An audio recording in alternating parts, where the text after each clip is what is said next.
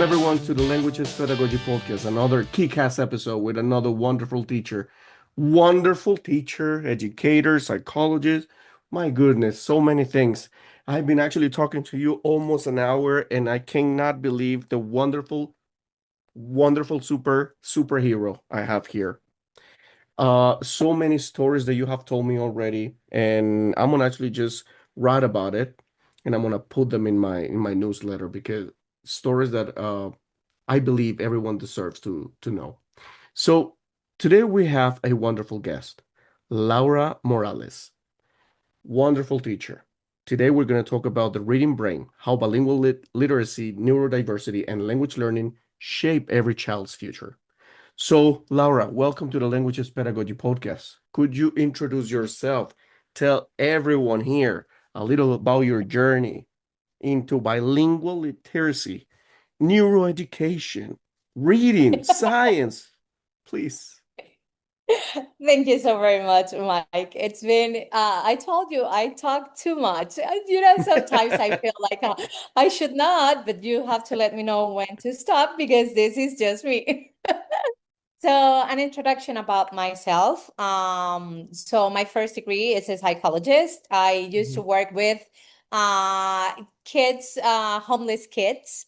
I feel deeply in love with children and all they have a pretty hard behavior, of course. They live in the streets, so they were in a house.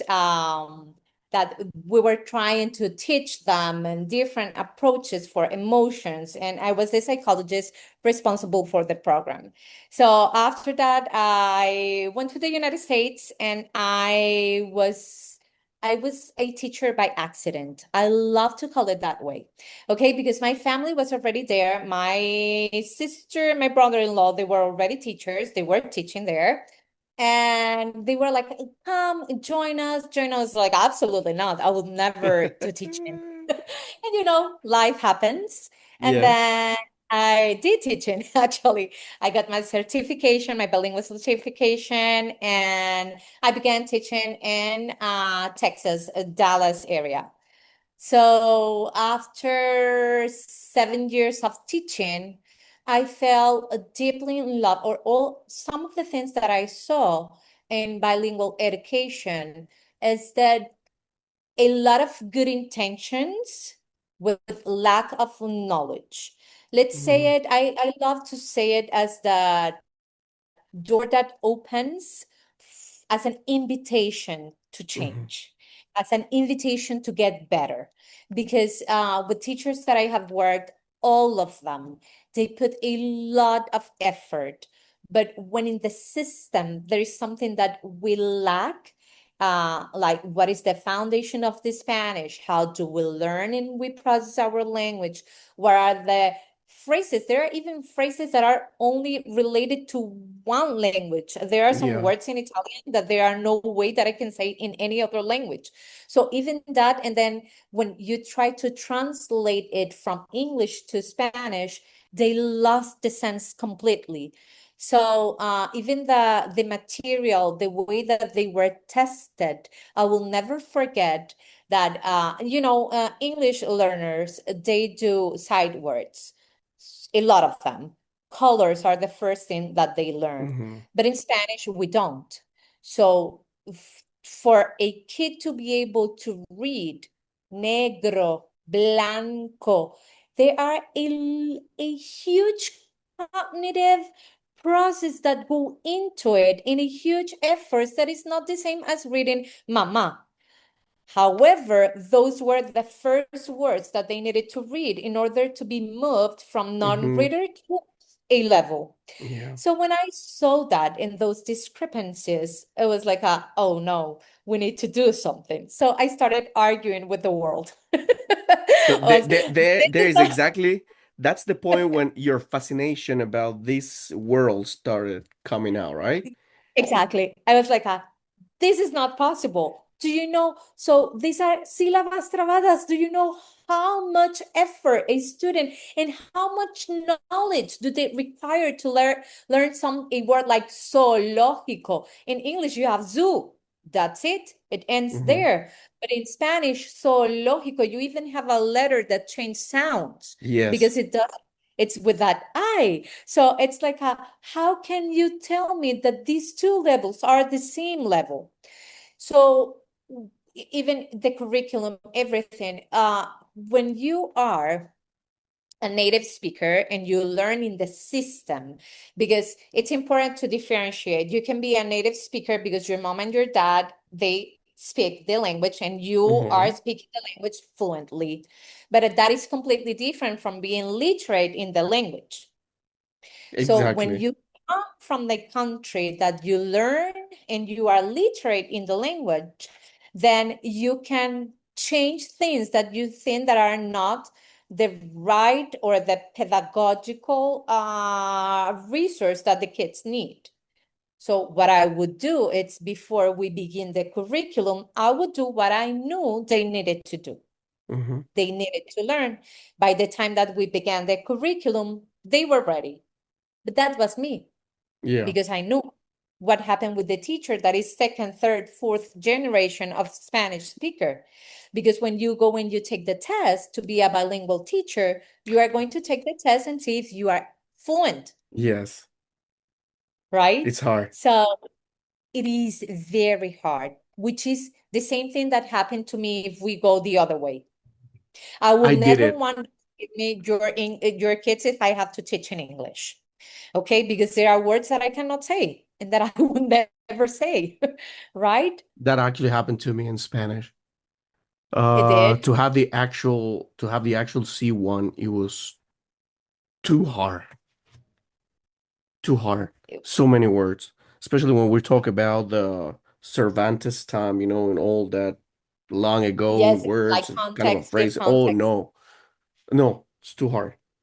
I think I It is actually too compare hard. Spanish with Russian.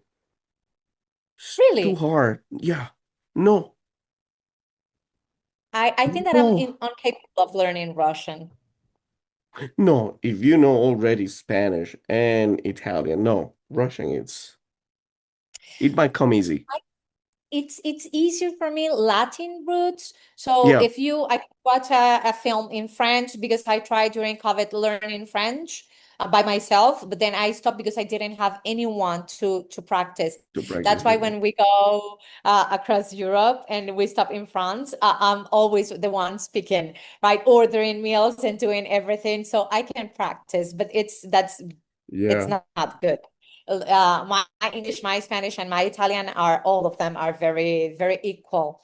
And nice, developed, right? My French is nice. like Influency. Yeah. ADHD one. Yes, yes, yes, yes. I have the fluency in the other ones, not in that one.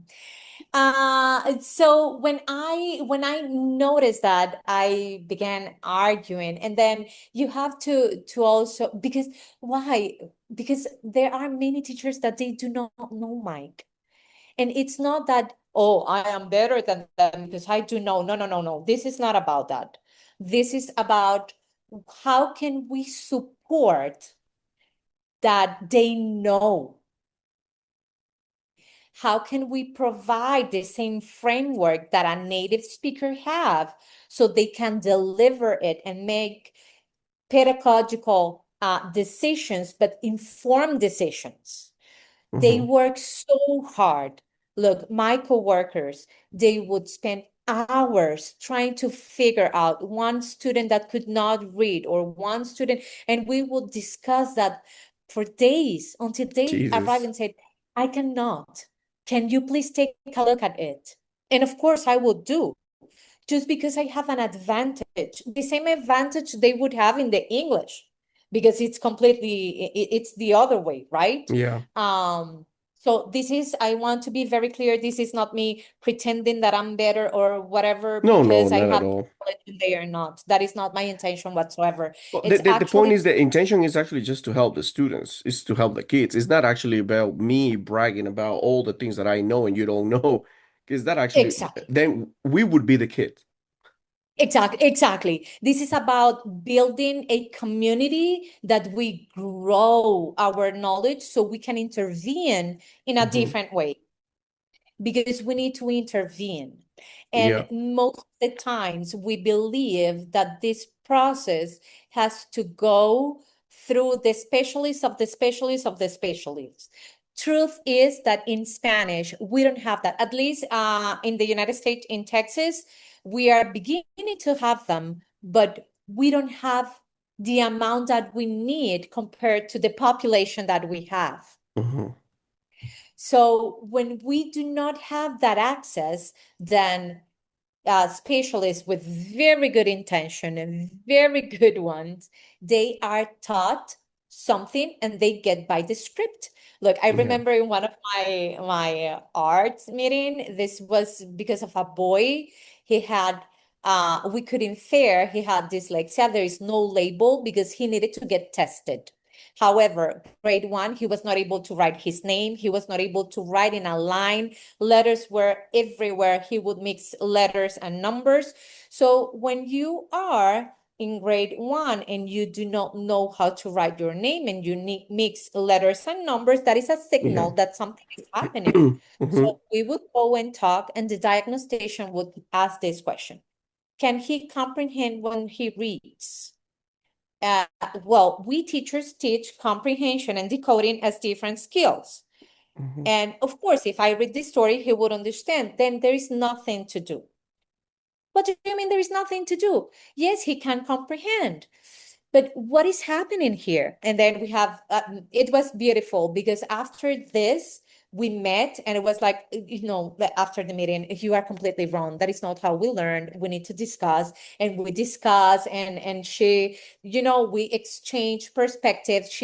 There's where she explained what they are told and what she Hmm. needs to follow.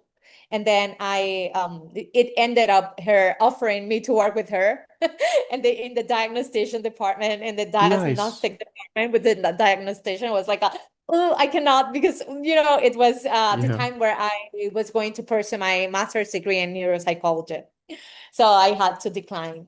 But You remind me one thing. I'm sorry. You remind me one thing. I had actually another guest here in a podcast. Her name Judy Thompson. Yeah, Judy Thompson, and she just told me like, okay, Mike, we gotta actually face reality. She said, not all the teachers are good. The reality is that we have the good teachers, the one that likes to share and help others, and we have the dark side also, the ones that don't like to share anything, and the ones that don't want to learn, and the one they think they know everything already, so they don't want to listen. That's the reality. You are kind you of telling me that story, because I feel it like that. I have to agree with Ms. Thompson. Yeah, However, I usually like to talk to the teachers that want to do things, yeah. because the teachers that they decided that there is no other path, that whatever they know, we do not talk to them in the sense that you are not going to change them. It's not Hmm. possible. So I want to direct this conversation to the ones that want to put that Yeah. effort and generally want to do something about it. Okay, Hmm. so this happened with the diagnostician, but also with the speech pathologist. But the root of what happened with them, it's that none of them spoke Spanish. Oh. And that is the issue, because when they serve the population in English, it's perfect. When the Spanish kid is able to speak English and they are with the teacher, perfect. Because I had another student that he has a problem with letter S, but this student would speak English too. So whenever he would go with the speech pathologist, she will be able to help him pronounce S, because they are Mm. very common pronunciation in Yeah. Spanish and English. The problem is when we have different sounds. That is the problem. With vowels, they are completely different, Yeah.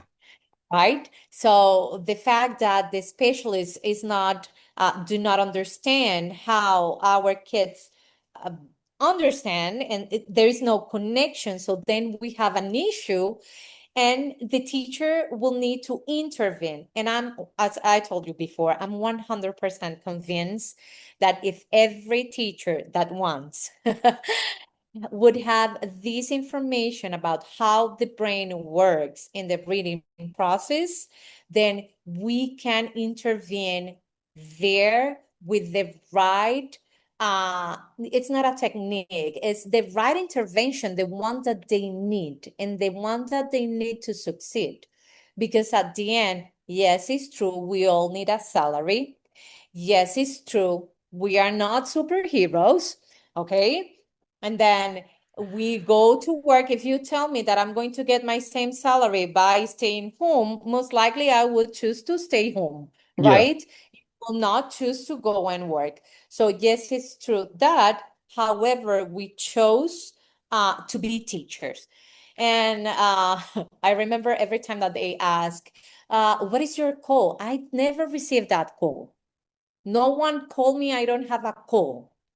I have the will of helping kids. Yeah. When I am there and I see the struggle of these kids, especially the ones that cannot achieve the same Hmm. thing that the other kids can, in myself, something lights and it says help.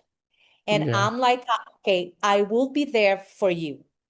And then there is a several stories impact my life in what I'm doing. But there is one of the girls that changed it forever.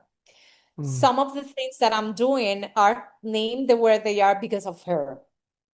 So I arrived in my first grade. It was first grade. I was teaching. It was my seventh year teaching, but it was first grade that it was teaching. And then I quickly, the first time that you see them all, and you locate. I had 3 students that year. So, I mean, I had 21 and 3 students that needed that extra help. So this girl, every time that I would say, who wants to participate? Who wants to read? What do you think about this? Or what do you think about that? Yeah. She would take just look away to the closest door. She wanted to escape. Okay. So one of the ways that you can build this in psychology, we call it therapeutical relationship. Yeah. In La Jam Education Foundation, we are transforming the future of learning. Decades of research have reshaped education. We understand more about the brain, language, literacy, and learning than ever before. Now, the challenge is transforming knowledge into intentional learning design. Information is no longer our greatest challenge. Integration is the architecture of learning, connecting research, designing learning, transforming classrooms. When research is connected, instruction becomes intentional. This is the architecture of excellence. Transform your school, transform your district.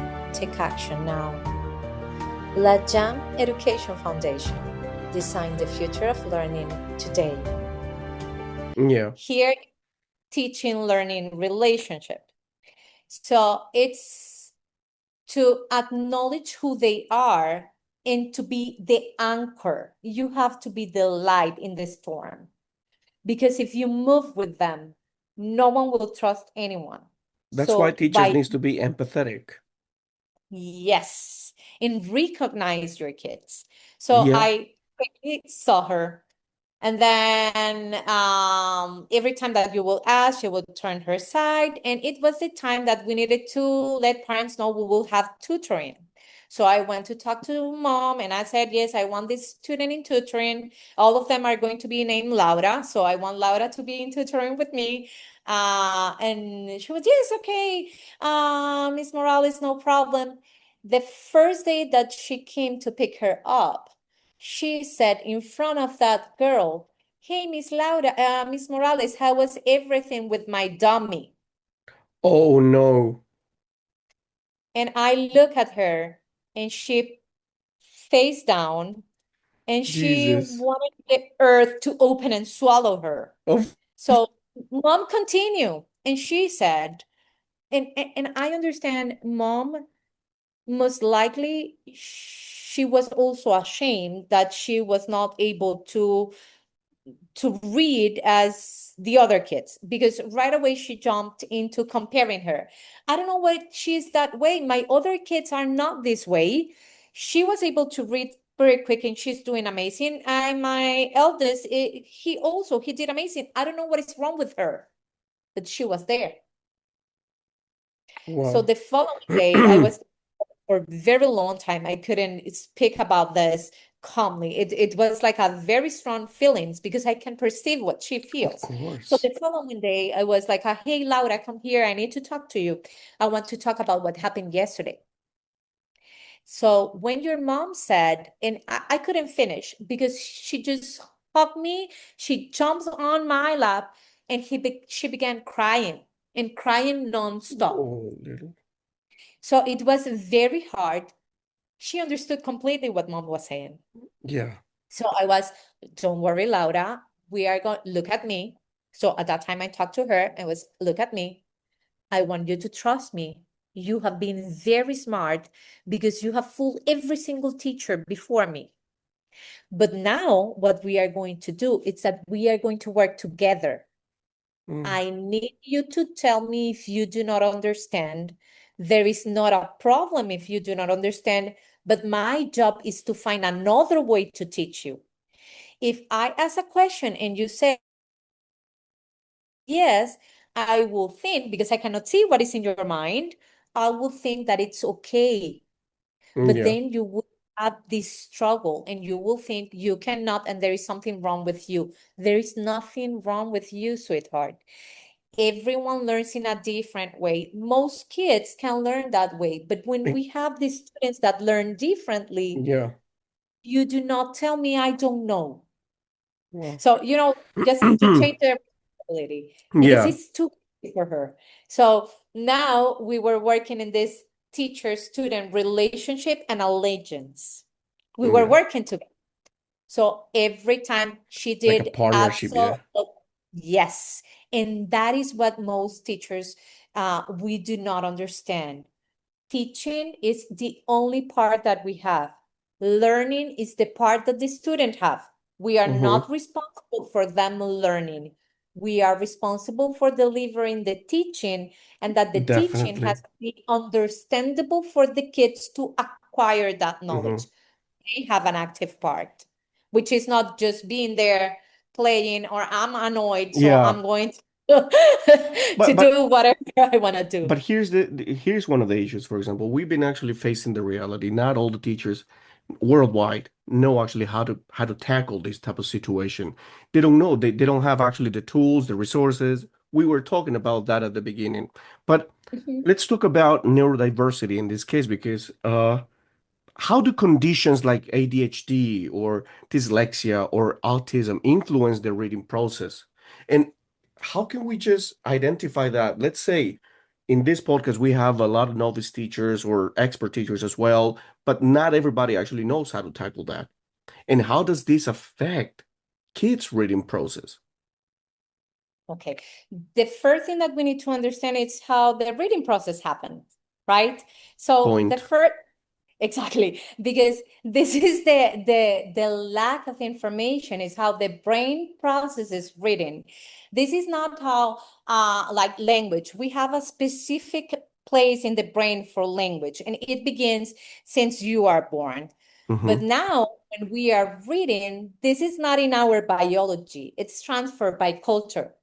So culturally has used a system that it's developed for language, and now we are transferring into reading. So we have a system that communicates. Mm-hmm. Okay, it's the whole. It's in an area of the brain, but it will begin with the side in your occipital part. Then it will interpret. I will take away the parts and the information, but I will explain the process, okay? So you have three main circuits that they are in continuous communication. One is for phonological, the sounds, Mm-hmm. okay? The visual inputs, then it will get transformed into the sounds. It will get transformed into the semantic, which is the meaning of what you Yeah. are saying. And then you have to monitor the whole process with the attention, okay? There are many different cognitive processes involved in this. Now, when you are distracted, when you understand the whole picture and you see that the kid cannot read because gets distracted, you will target that attention problem first. Now follow with your finger the letters. Now he is not being distracted anymore because you have redirected that behavior. Yeah. Oh, he has a problem with the semantics in the word. He reads very well, but he doesn't understand. Okay, then you have to provide the meaning of the word so the student can understand what he reads. Do not allow him to read the whole passage. Stop by sentence first. Talk about the meaning. You are teaching the thinking process there. What is very hard to understand, Mike, is that when we teach a kid to read, we are not teaching them to read. We are teaching them to think. Exactly. The thinking process that goes behind the reading process is what is going to determine how the student would learn in any single subject. So research, right, they have split into different areas. So we have neuropsychology from one side, neuroscience for the other one, Yeah. cognitive psychology from the other one, literacy from the other one. But we belong to the same place because the kid would not understand everything like different systems. Yeah. It's one subject where the systems are happening or all these components are happening exactly at the same time. Of course, this is not taking the value out of what we need to know and that we need to understand each component by itself. It's like our whole being. So you have a doctor that will learn about the brain. You have the doctor that is going to go to the eye. You have the doctor that is going to go to the different organs, the traumatologist. But at the end, it's the whole body. It's connected. You cannot take the heart out and say, well, you function without the heart because I need to study it. Yeah. Mm. So it's the same thing with the reading brain. It's, yes, you are teaching it. So let's explain this as a lower skills. I don't want to call it lower because it seems that it's in position, Yeah. but lower skills will be decoding, the attention that you need, the phonological awareness. Those are the amount, you need a fewer amount of cognition because you can work on repetition. However, higher order thinking, that when you have to abstract that and create inferences, predictions, and all the new knowledge that you will form and the background knowledge that will serve for you to learn these and connect with that, those require a different amount of skills and cognitive sets to be able to intervene and be able to create the reading as a whole. So what happened with the repetition is that why I said the other ones were lower skills, is that it will free some cognitive, which is not infinite. It's not that you can do everything, they compete for it. Yeah. So the faster you target automaticity, the more cognitive freedom, let's call it that way, you will have for a higher order thinking. That's the reason why kids with dyslexia or neurodiverse students will struggle to, if I am not past decoding, I cannot get to understanding. Yeah. So what happened with these brains, right?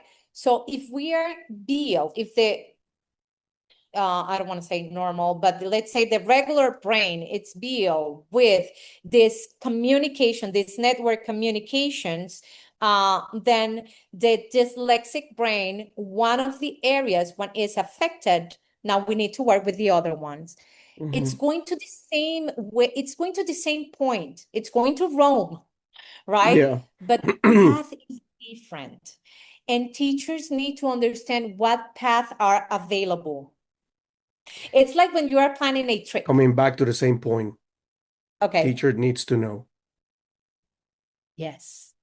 Yes. And I think we have emphasized, and when I say we, I'm talking about specialist, literacy specialist, curriculum designer. We have specialized into each area as a separate component.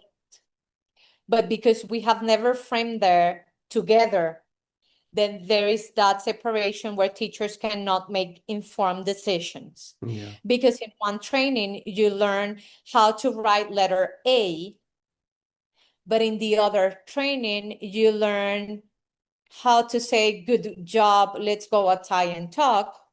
There's not something like continuously or in order. They cannot see the connection. Mhm. It's hard to see the Not connection. connected, of course. But the reading brain, teaching reading, it's connected to teaching math, and it's connected to history, and it's Mhm. connected to science, and it's Definitely. connected to classroom management. And it's not connected just because you cannot learn, because this is the problem with classroom management strategies, that they are like 1,000 strategies that seems to be different from teaching. They are not. Yeah. Need to understand that the same way a student and a teacher belong to a classroom, and the classroom belong to the school, and the school belongs to the district, Mm-hmm. these components belong to the kid. Mm-hmm. Definitely. And that is what we do not see. And but what we need to begin seeing, we need to stop pretending it doesn't exist, because it does. What Yeah. is causing this is more work for the teacher, because now you have 1,000 strategies for literacy, Oof, a more. thousand strategies for writing, 1,000 strategies for math, 1,000, and then research innovates every time, and then you have the training of the training of the training. It's exhausting, Yeah, it's right? true. It's true. It's That's what it is. exhausting. When I was there in that Yeah. position of, oh, this is the training of the training, but should I use this one or should I use that one? Mm-hmm. Because the trainings that we have, they compete. The information, it's opposite in some Yeah. of them, right? Even though they are trying to build the best system, they do not see the connection, and we need to work in systems to be able to succeed, because the Definitely. strategies need to be oriented to how we integrate every single aspect of the learning process. Yeah. I cannot teach you to read without attention, but Yeah. I cannot get your attention by fear, because then my amygdala would send signals that, oh, you are in danger, and you forgot what they were telling you. Mm-hmm. Because Right. emotions and attention and all the components of learning, they are related, but teachers, they Yeah. do not know this. I remember in one of my, yes, tell me. What that's one of the things, again, everything goes back to the same point. Teachers need to learn this, but it comes actually to my mind right now. A question pretty quick. How can you help teachers distinguish between a language learning challenge and a true